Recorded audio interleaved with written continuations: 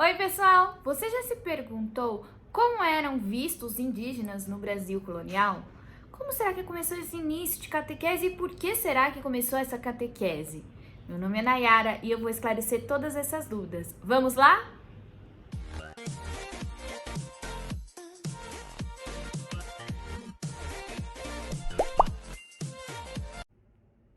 Galera, antes da gente iniciar aqui o conteúdo que eu vou falar hoje sobre o Brasil colonial, no qual a gente vai dedicar a questão indígena aqui no Brasil colônia, vou passar alguns recados. Dentre eles é que todos os dias tem vídeo no canal, sendo de segunda e sexta, História Geral, terças e quintas, analisando questões de qualquer Enem, qualquer vestibular, ENAD, Enem, qualquer questões que vocês queiram que eu analise, então deixe nos comentários as questões que vocês queiram que eu analise.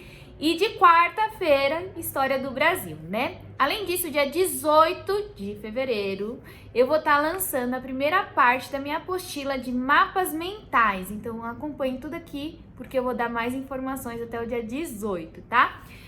Além disso, tem o meu TikTok, onde eu dou vídeos curtinhos, né? Falando sobre as questões da história, e também tem o meu Instagram, onde eu pego filmes da cultura pop e tento trazer algum conteúdo aí da atualidades neles, né? Então tem bastante coisa lá. Me sigam em todas as redes sociais, que vai ajudar muito vocês nos estudos. Bom, agora a gente vai entrar no conteúdo propriamente dito, né? Lembra lá no vídeo anterior que eu comentei sobre a construção do imaginário do novo mundo, né? Que eles queriam vender a ideia de que haviam encontrado o Jardim do Éden, o paraíso, que ia ter muita riqueza, muita natureza para ser explorada. Esse foi muito bem traduzido, esse discurso foi muito bem traduzido lá para Portugal com a carta de Pedro Vaz de Caminha. Diferente da Espanha, que estava no mesmo movimento que Portugal já estava muito acostumado a lidar com novas colônias. Por isso que houve uma campanha muito grande de vender a ideia que tinha encontrado o paraíso aqui no território que viria a ser o Brasil. Então houve não foi só a carta de Pedro Vaz de Caminha que conquistou os portugueses, né? Foram relatos de jesuítas, relatos de pessoas que vinham ao Brasil nos primeiros anos para explorar, para tirar o Brasil. Tudo isso foi ajudando a construir esse imaginário de Jardim do Éden, de prosperidade que eles iriam encontrar aqui nas terras brasileiras, tá? Bom, dito isso, o objetivo da colonização em si era enriquecer a metrópole, que no caso era Portugal, né? Aqui para a colônia brasileira, no caso era Portugal. E por isso era muito importante esses relatos sobre o Brasil, para incentivar esse processo de colonização, para incentivar os nobres, os burgueses que estavam lá na Europa, para vir para o Brasil e poder investir e assim colonizar. E também conquistar os olhos, né, do rei de Portugal, porque somente através da aprovação dele que podia começar efetivamente a colonização em terras brasileiras, tá? Lembrando que o Brasil foi descoberto em 1500, né, pelo Pedro Álvares de Cabral, descoberto assim, né, mais ou menos. Mas ele só começou a ter uma colonização efetiva só em 1530, né? Então demorou 30 anos aí para começar a vir os primeiros colonos para o Brasil. Então tiveram 30 anos de vender essa história de edenizar o Brasil, tá? E aí, a gente até agora não falou nada de indígenas, né? Então a gente vai começar a falar sobre eles, né? O que esses portugueses diziam sobre esses indígenas? Quais eram as impressões, né? A primeira impressão, óbvio, era assim, para eles era uma diferença cultural muito grande, principalmente por eles andarem nus, né? Então aquilo chocou muito os europeus, considerando pecadores e até, muitas das vezes, pessoas inocentes. E esse ponto é muito importante, porque transformar o indígena como uma pessoa inocente, uma criança, né? Dar a entender que eles são quase crianças, ajudou muito no processo de colonização e a gente vai ver daqui a pouquinho, tá bom? Outro ponto importante é que quando eles chegaram aqui no território brasileiro, eles se depararam com várias tribos, várias nações indígenas, cada uma com a sua cultura, cada um com a sua língua. Então isso era um problema para efetivar a colonização. Por isso que no início a colonização ficou restrita ali no litoral brasileiro. Por quê? Porque no litoral brasileiro os indígenas eram todos pertencentes à mesma tribo, à mesma linhagem, à mesma língua. Então o que facilitou muito esse processo de colonização. Já que os jesuítas, né, eles conseguiram codificar a língua de base tupi, traduzir para o português e assim começou o processo de catequese, o processo colonizatório, né? Então, os jesuítas tiveram um papel muito importante aí nesse início de colonização, nesse início de chegar até os indígenas e poder saber o que eles pensavam, como eles agiam e também converter eles à catequese, que a gente também já vai ver isso já já.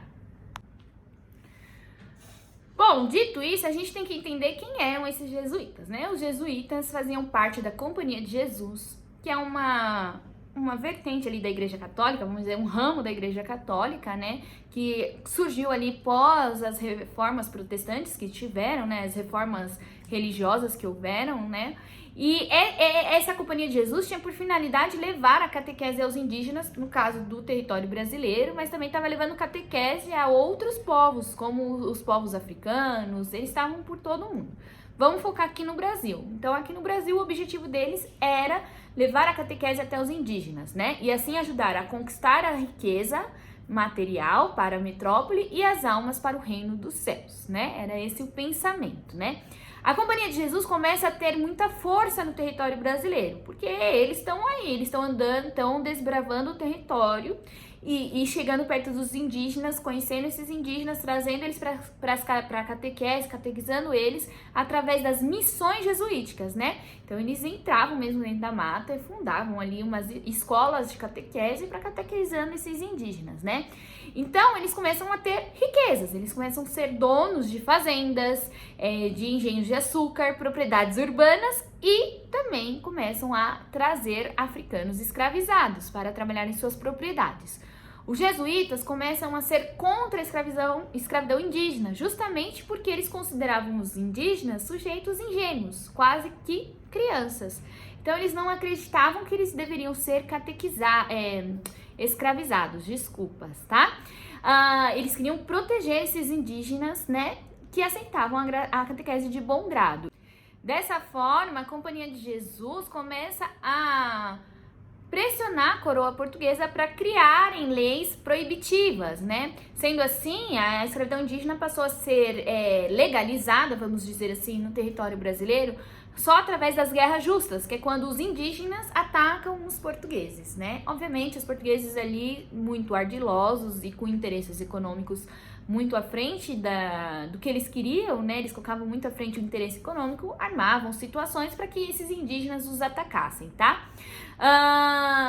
Claro, né, que essa proteção jesuítica para com os indígenas não agradou muitos colonos, né, que queriam explorar a terra e também explorar a mão de obra escrava indígena, e o que gerou diversos conflitos ali no início da colonização no Brasil. Então não foi uma coisa tão tranquila essas missões jesuíticas aqui no território brasileiro.